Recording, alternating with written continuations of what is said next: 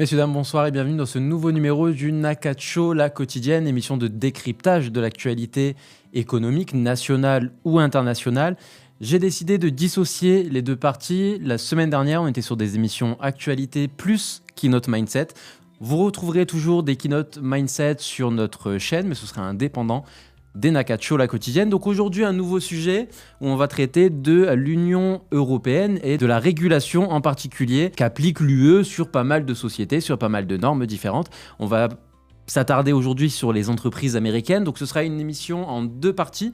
Vous retrouverez la deuxième partie demain sur la suite de certaines illustrations et de certains exemples de ces sujets-là. Donc on dit souvent que la France est en retard comparé aux États-Unis. Si on prend ce parallèle-là, France-États-Unis, on dit que les États-Unis sont en avance, qu'ils sont dans l'innovation, tout ça.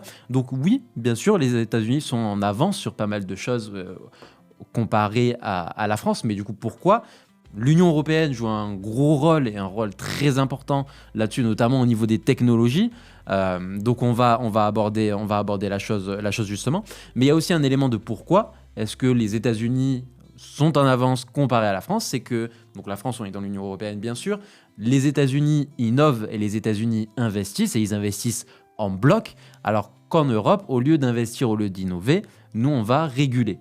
C'est ça, on va dire, le grand mantra de l'Union européenne, qui est de réguler tout le temps, partout, et qui, in fine, va jouer sur les pays avec un manque d'innovation, avec des technologies qui ne sont pas accessibles dans notre pays. Et on va en parler avec l'exemple de la traduction sur les AirPods, par exemple, qui est dispo aux États-Unis déjà depuis plusieurs mois et qui vient juste d'arriver en Europe parce que régulation européenne. Donc on va parler un peu de tout ça.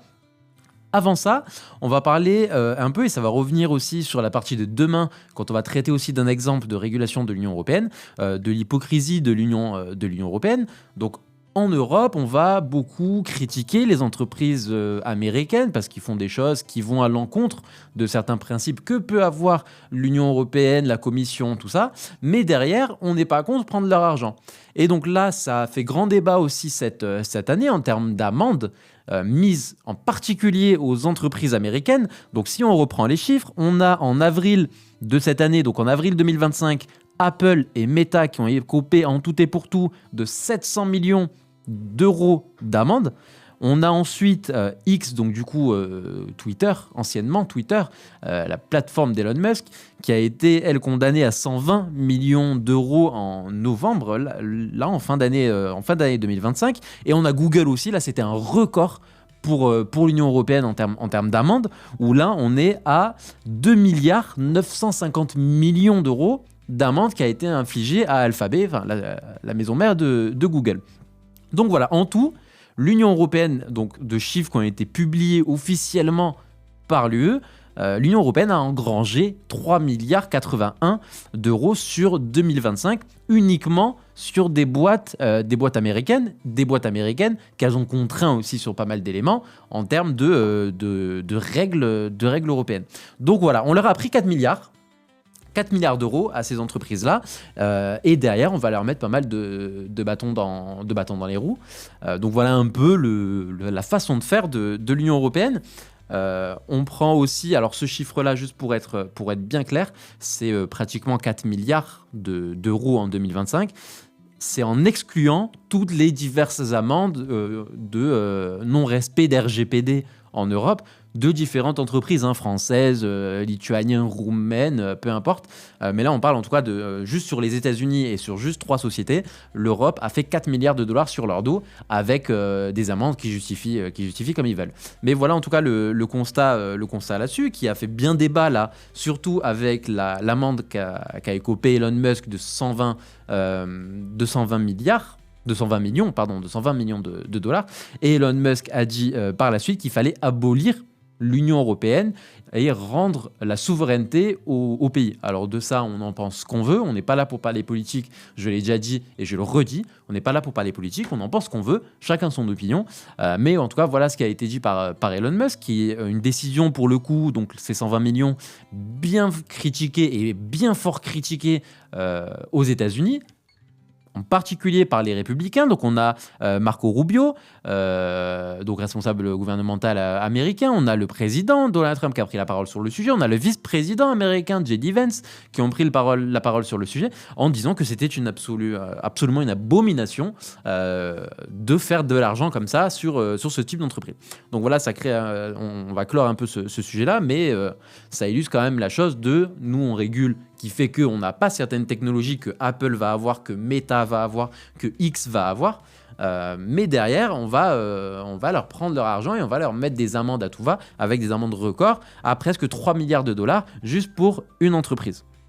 Donc on va prendre un exemple très simple. On prend l'exemple des AirPods qui ont été annoncés cette année avec traduction simultanée sur iPhone, donc avec tous les produits Apple, qui a été interdit en Europe, donc qui est disponible déjà aux États-Unis depuis un moment et il s'éclate là-bas. Mais en tout cas, nous, c'était interdit. Donc, pourquoi ? Donc, quelques éléments.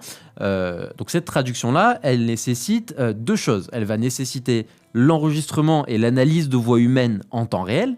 Et ça va aussi nécessiter l'envoi des données vers des serveurs étrangers et vers des serveurs distants. Donc là, pour le coup, des serveurs américains. Donc, il y a un problème de confidentialité, de où sont stockées les données et où sont stockées les voix des gens, qui est un débat quand même assez hypocrite quand on prend l'exemple de Siri, où Siri, comment ça se fait que quand on dit Hey Siri pour ceux qui parlent anglais ou dis Siri, comment ça se fait que Siri le reconnaît directement ? C'est que le téléphone écoute quoi qu'il arrive dans tous les cas. Mais ça, bizarrement, il n'y a pas eu de loi particulière, de régulation particulière. Mais là, sur l'analyse, on a peur d'un coup et on veut mettre des amendes et empêcher certaines choses en Europe. Donc voilà, on a ça. Donc ça nécessite ces deux éléments-là. Par la suite, en Europe, qu'est-ce qu'on a ? En Europe, la loi RGPD impose ces éléments-là. Un consentement très clair de l'utilisateur. Donc il faut qu'on puisse dire oui, je consens à ce que ceci, cela. Une transparence totale sur l'usage des données vocales, ce qui n'est pas vraiment le cas avec Apple et avec la plupart des sociétés aujourd'hui et avec la plupart du digital. On ne sait pas où sont stockées nos données, quoi qu'il arrive. On dit que quand quelque chose est sur Internet, il reste sur Internet et c'est le cas, mais où, on ne sait pas. Et aussi, donc troisième règle de la législation RGPD en Europe, c'est qu'il faut des limites strictes sur la conservation et le traitement de ces données vocales. Donc voilà un peu tout ça. Donc Apple, qu'est-ce qu'ils ont fait ? Ils ont préféré donc retarder et restreindre la chose en Europe. Donc là, pour le coup, ils ont dit on ne fait pas en Europe et on verra plus tard parce que le temps de se soumettre à ces règles-là. Pourquoi maintenant ça a posé problème au-delà de ce qu'implique la législation RGPD en Europe, c'est qu'il y a deux choses. Donc ça enregistrerait et transmettrait une voix sans consentement explicite, ce qui peut être illégal dans certains pays, même si c'est pour de la traduction, et que ça peut être vu comme une forme d'espionnage et une forme d'écoute déguisée, donc cet effet-là de traduction AirPods. Il y a aussi une dépendance à Siri. Il y a pas mal d'éléments d'IA, de tout ça qui vont rentrer en jeu, mais on va pas rentrer vraiment dans les détails là-dessus parce que sinon on va rester là un bon moment et c'est pas du tout l'objectif. Donc pourquoi cette fonction, par contre, elle était aux États-Unis ? Pourquoi les États-Unis, eux, ont ça ? Au-delà de la régulation RGPD, parce que nous, on a de la RGPD, mais ils ont aussi de la RGPD aux États-Unis. Donc pourquoi est-ce qu'ici, ils ont dit non, on ne fait pas, et l'Europe aussi a dit du coup, vous ne pouvez pas, désolé. Mais pourquoi aux États-Unis, c'est le cas ? Les États-Unis et la France, c'est deux pays déjà très différents. Et en termes d'enregistrement, ça ne va pas jouer de la même façon, par exemple, sur un tribunal. Ceux qui regardent beaucoup de films américains, de séries américaines, vous savez par exemple que vous avez le droit totalement d'enregistrer des gens à leur insu et après de faire jouer ça au tribunal et de le faire entrer comme evidence, comme preuve. En France, ça ne marche pas comme ça. Il faut des consentements, il y a certaines dérogations où ça peut rentrer en jeu, mais ce n'est pas du tout les mêmes règles. Il y a des États par contre aux États-Unis où on a le double consentement. Donc il faut que les deux personnes sur l'enregistrement aient dit oui, je veux et j'accepte d'être enregistré. Et il y en a d'autres où c'est pas le cas. Par exemple, on prend New York. New York, vous pouvez enregistrer qui vous voulez, donc l'État de New York, pas uniquement la ville, mais sur l'État de New York, vous avez le droit d'utiliser, de faire entrer comme preuve au tribunal un enregistrement où juste vous avez dit oui. Donc vous enregistrez. Moi, j'accepte d'être enregistré. L'autre, oui ou non, ça va pas rentrer en jeu, ça n'a pas d'importance tant que vous êtes d'accord. Donc vous pouvez faire rentrer ce que vous voulez comme preuve au tribunal dans l'État de New York en tout cas. Donc voilà pourquoi c'était disponible aux États-Unis et pourquoi ce n'était pas disponible en Europe. Là, ça a été, si je dis pas de bêtises, au moment où j'enregistre cette émission, ça a été validé en Europe, donc ça va être bientôt le cas si ce n'est pas le cas maintenant. Mais en tout cas, voilà une des raisons, parce qu'il y en a beaucoup, mais on n'a pas le temps de toutes les faire, une des raisons de pourquoi l'Union européenne va jouer contre les consommateurs. On prendra l'exemple demain du cas du câble USB-C, de pourquoi l'Union européenne a contraint Apple, parce que c'est ce qui a été le cas, a contraint Apple à utiliser des câbles USB-C et d'arrêter le Lightning. Ça, on va en parler un peu plus en détail demain, mais c'est une autre aussi illustration de l'hypocrisie de l'Union européenne aujourd'hui. Mais voilà en tout cas un très bel exemple de régulation au détriment d'innovation.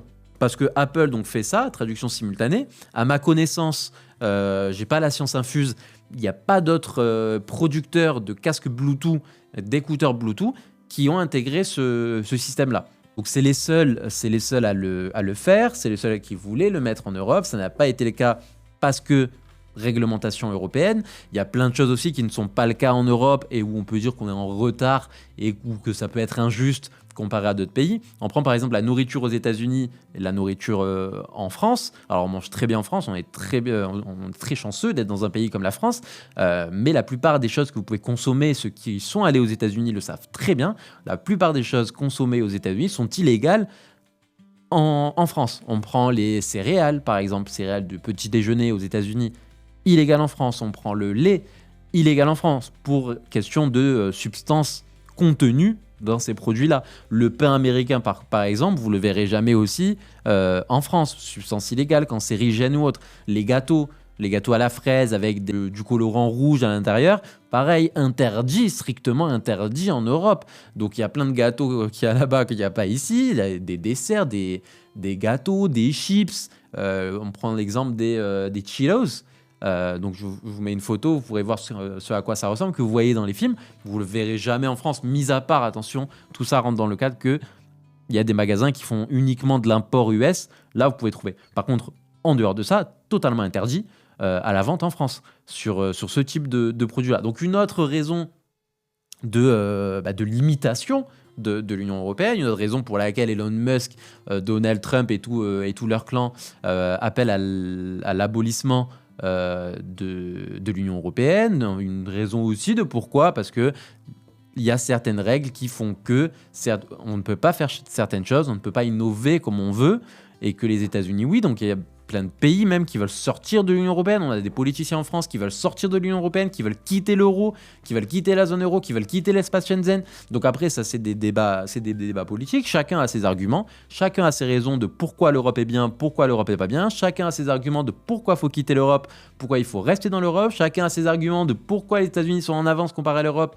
et pourquoi la France, oui, on n'est pas en avance, mais d'un côté, tant mieux parce qu'on a des règles qui... Après ça, c'est des avis, c'est des opinions. Certains pensent que toutes ces règles-là qui vont à l'encontre de certaines marques et de certaines entreprises sont très bien parce que ça met en valeur le fait qu'on doive avoir accès à nos données, qu'on doive savoir où c'est stocké, tout ça. Mais bon, quand derrière on utilise Siri à tout bout de champ, on se pose pas trop la question. Donc après, c'est aussi un débat qui est quand même pas mal hypocrite, même de la part des politiciens, de la part des citoyens de tous les pays européens, de la part des pays en eux-mêmes, quand on parle de diplomatie, quand on parle de Paris ou autre. Donc il y a beaucoup d'hypocrisie qui joue dans le jeu. On se pose des questions des fois, à des moments où, bon, on s'est pas posé la question pendant des dizaines d'années, parce que l'iPhone, ça fait 20 ans maintenant que ça existe. Siri, je sais plus quand est-ce que ça a été lancé, mais voilà, Siri, on s'est jamais posé la question de comment ça se fait quand je dis Siri, il répond d'un coup, parce qu'il écoutait avant. Donc s'il écoutait avant, qu'est-ce qu'il écoute d'autre? Donc après, c'est plein d'autres questions aussi qui entrent en jeu. C'est des questions qui méritent d'être étudiées aussi. J'ai pas fait les recherches sur le sujet parce que c'est pas le sujet du jour, mais je pourrais le faire par exemple si c'est quelque chose qui vous intéresse. N'hésitez pas à me le dire. Mais en tout cas, voilà pour cette première partie de régulation de l'Union européenne et de pourquoi est-ce qu'on est en retard sur certains éléments. Exemple, le service de traduction instantanée des AirPods. Je vous souhaite une bonne soirée. Je vous dis à demain sur la partie 2 de ces restrictions européennes. Et là, on va parler de l'usage des câbles USB-C sur les iPhones. Je vous souhaite une très bonne soirée et je vous dis à demain.